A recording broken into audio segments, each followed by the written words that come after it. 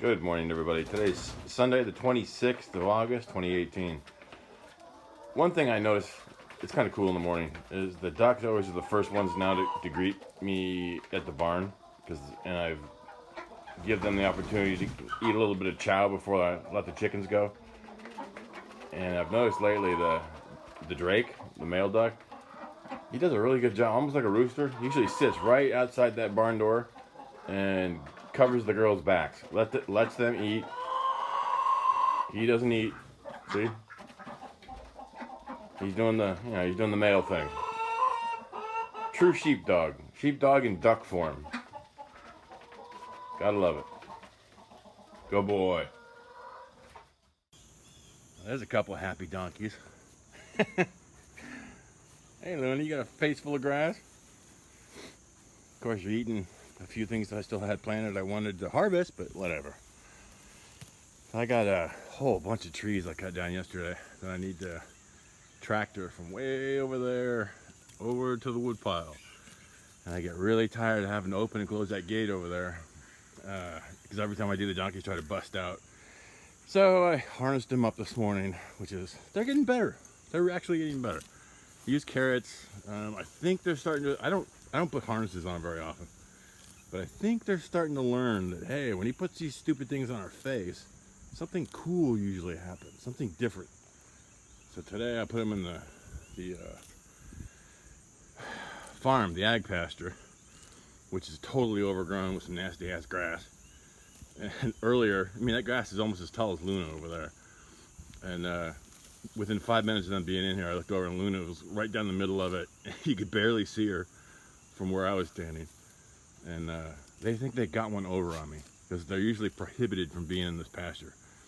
So they get big smiles on their faces and they're like, woohoo, look at the dummy, can't catch us. And I'm like, yeah, you stay over here. It's gonna make my job easier today.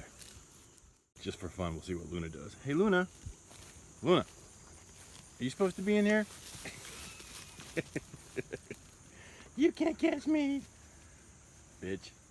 So here's the deal. Yesterday, I cut down about 15 of those trees over there. A bunch of those that look like they're still standing aren't. They're actually cut off at the base. And they're just kind of like leaning up against each other. So I'm gonna use a tractor and now pull them down and cart them out of here and put them in the wood pile in the other pasture to cut up, for processed firewood and whatnot later. Really trying to get this rabbit hoogle done. If all goes well, I actually hope to kind of maybe do some releasing of first 10 rabbits or so into the hoogle today, if I can get this cleaned up enough. And the big if is, last couple of days it's been like 79, 80 degrees, really nice. But yesterday, let's say it was like a little over 80. And I was out here with an electric chainsaw, cutting down these trees, and I damn near passed out. Had a heat exhaustion of some sort. Not quite sure why. Maybe it's because I'm in the trees and it's kind of humid still. But it's supposed to be 88, 89 today. So it's gonna be, 7, 8 degrees warmer today than yesterday. So even though I'm not on the chainsaw, so there's no stress, it's really just a matter of knocking these things down and then using the boom pole there to hitch them up and drag them out of here. It's actually not as physically exerting and stressful as it is running a chainsaw out here in the middle of nowhere by yourself, which you're always thinking, what happens if I slip and cut a hand off? What do you do? All joking aside, I'm actually prepared for that. I carry a tourniquet and a cell phone and other stuff on me just in case. So all kidding aside, I take as many precautions as I can. But let's see how much of this, I'll see if I can get it before and after, see if I can get all this cleaned out today. And if so, if I can get a little bit of fencing or something around this hoogle, may actually get some rabbits out here for her to play with. But we've had coyotes out big time for the last couple of days. So I'm kind of dragging my feet a little bit. I don't want to put the rabbits out here without some measure of protection. So I don't know, we'll figure it out. I'll keep you posted. Come on, Huey, onward, upward. The other thing I'm thinking about doing, it just kind of dawned on me, maybe this is a good time. Assuming I get the rabbit hoogle up over there out in the trees. I'm refurbishing this pasture, this donkey pasture. This thing looked like a dust bowl a couple months ago, if you've seen earlier videos and photos. I seeded it I don't think I did a good job. I got the ground nice and level. It still has a water runoff through here, so it's doing what it's supposed to do. But what I'm thinking about doing is putting the donkeys back in here, which means I got to fix that piece of fence right there that I had. Ooh, this ought to be good. Watch this.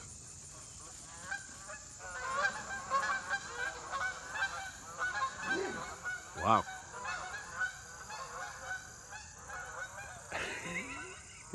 Who doesn't like white poodles, squirrels, coyotes, and Canadian snow geese? I don't know why. Anyway, back on topic.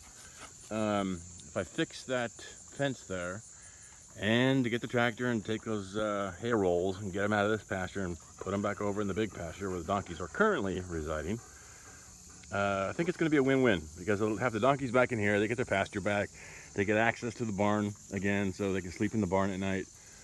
It'll put them close to the rabbit hoogle, so I think the rabbits, even though they're going to be out there in the trees in the hoogle, I suspect they're going to spend a lot of time in this pasture eating grass and whatnot, and the donkeys can provide them a little bit of protection. And just over there is the big duck pond, and I'm about to have some baby ducklings born, so that'll put the donkeys right on the kind of the back step of the duck pond. So the donkeys, which is why they're here, is you know, they're comic relief sometimes, but they're really here to provide herd and flock protection, to keep donkeys and foxes and coyotes, sorry, to keep the predators off the flock and off the other animals.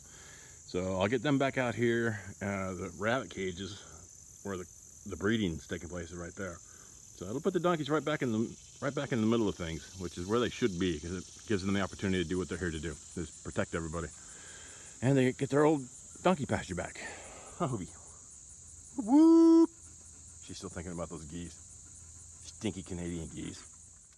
All right, guys. Kind of in the process of doing what I said I was going to do in terms of moving some of this wood. Thought I'd take an opportunity and just kind of demonstrate for those of you that aren't familiar, and maybe we'll learn something and take some value from this. You've heard me talking about that boom pole, that 3-point mount on the back of the tractor, and using it to lift things and whatever. I've shown some videos before about doing a choke, so choking up a bunch of wood and dragging it off the location to somewhere else. So I'm going to do that right now, and take the opportunity to kind of show you a couple different techniques and tools, just in case you're not familiar and maybe you live in a place where you got woods like this and you go, hey, I do things like that and it looks a lot harder. I like the way this looks, and maybe it makes sense for you to do too.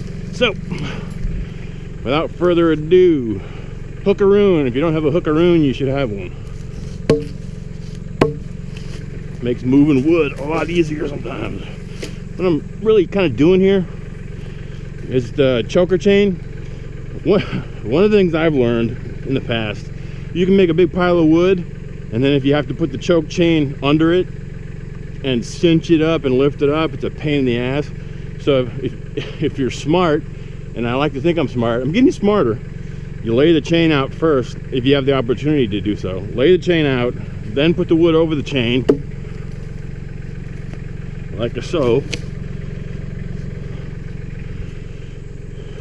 I want to stand. Just continue to kind of collect a load of wood. Aha! Let's see if I can do this without killing myself.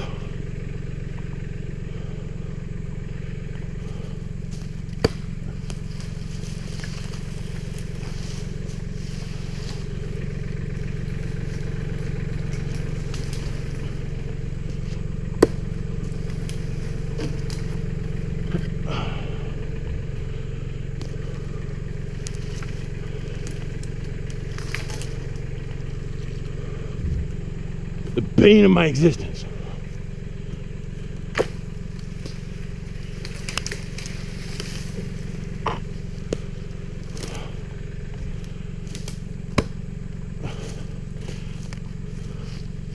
I think a professional woodsman would probably tell me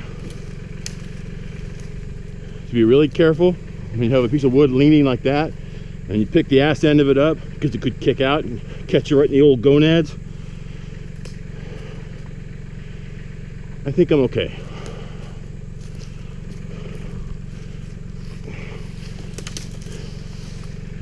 Timber! Boy. You know what? That's gonna be hard to drag through those trees.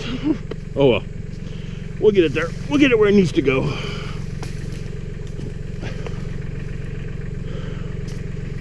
Ugh.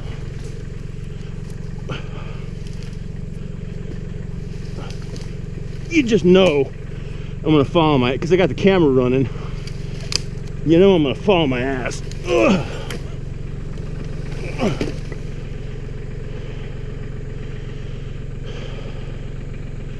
I don't know. I got a feeling that one's gonna be way too long.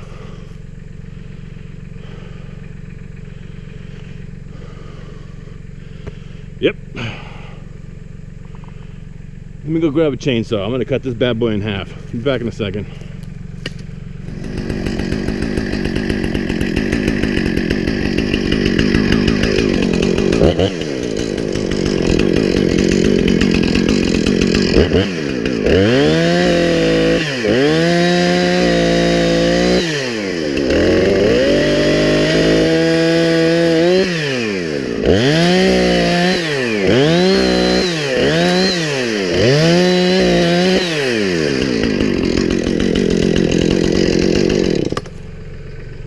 Why not, right?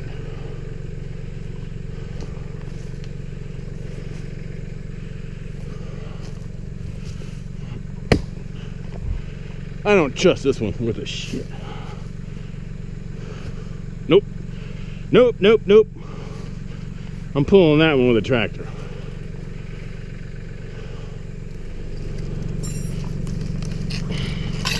Trick here is not to overcommit to too much of a load.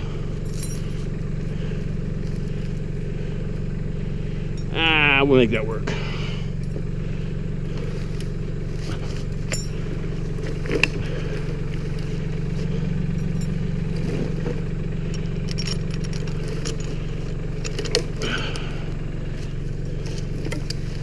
All right, I think we got a good load.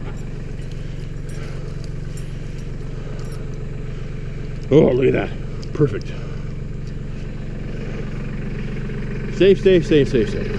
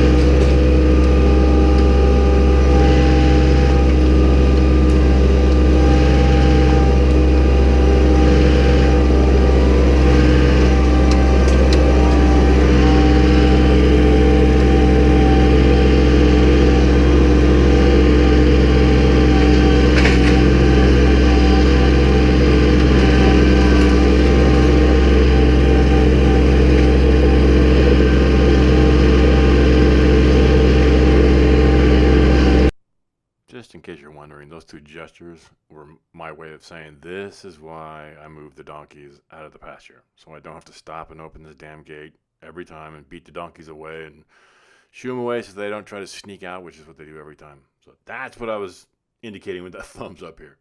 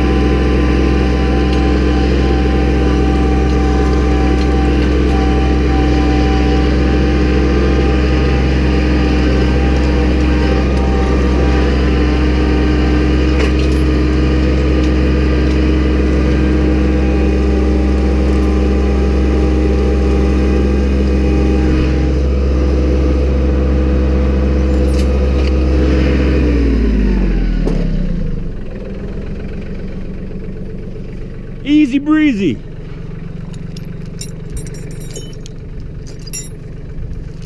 Alright, that's one load. Probably got about, oh, I don't know, 5 or 6 more of those today. And we'll get that rabbit Hulu up. Get her done.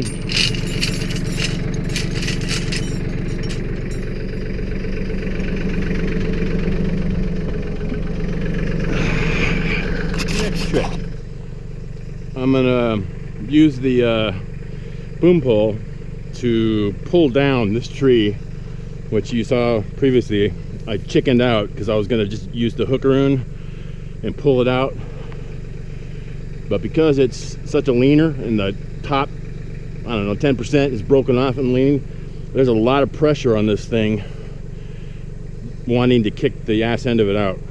So I don't want to be anywhere near this thing when it comes down. So what I do, I use some grade 70 transport chain, really heavy chain. I learned before, trial and error, that if I just put the chain around the bottom of the trunk like that and went to pull, sometimes it would like pull the chain out from under it. So I take the hookaroon, stab it into the tree, use it as just kind of a mounting point, put the chain above it, so now the chain won't slide off the bottom. Rig it up, yank away, hopefully from a safe distance.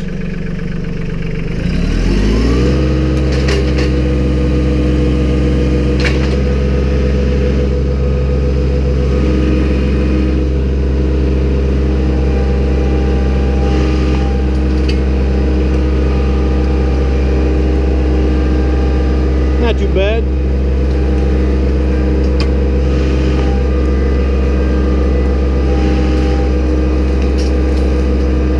Ha! Got two, the twofer. 2 for the price of 1.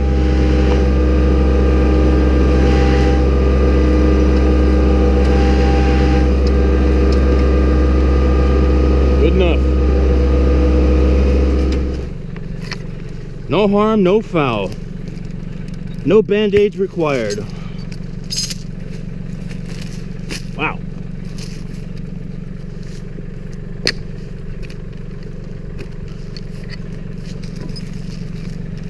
The hell you say?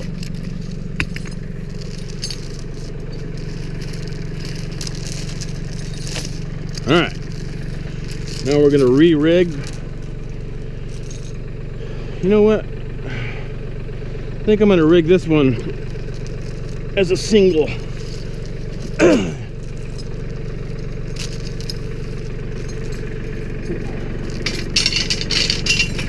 Quickly demonstrate the maybe the last. Man, these vines drive me batshit. Get out of here. Alright, one last tool of the trade, then I'll stop narrating and just get her done.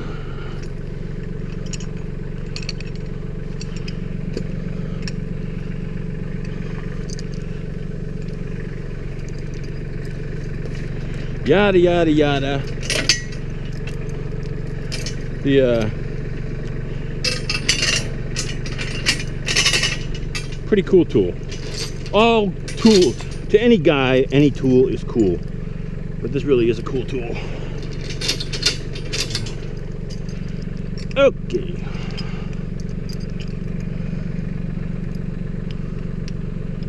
Get him hooked up without taking a finger off. And put a safety on it. There we go.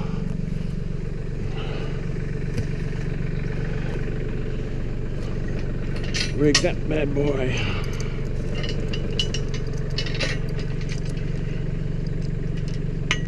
Alright. Let's drag this SOB out of here.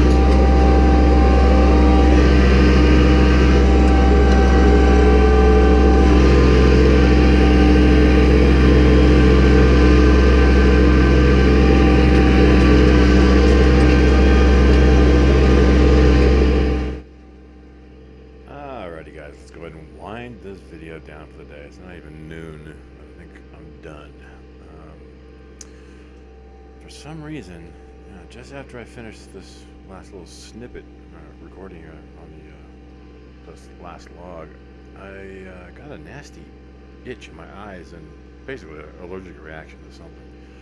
And since I was offline pretty much all of last week because I had head-to-toe contact dermatitis, I'm a little sensitive to that. So I jumped off the tractor, had to cool down anyway, but took a really cold shower, away from the donkey there. I like how Luna just watches everything I do. Mischievous little donkey. Anyway, I took a cold shower, followed protocol for contact with poison ivy, poison oak, whatever I was reacting to. And I'm done for the day. So I'm gonna wind this guy down, bid you guys adieu. I hope you learned something about moving logs with the tractor in the woods. Enjoy and have a great day.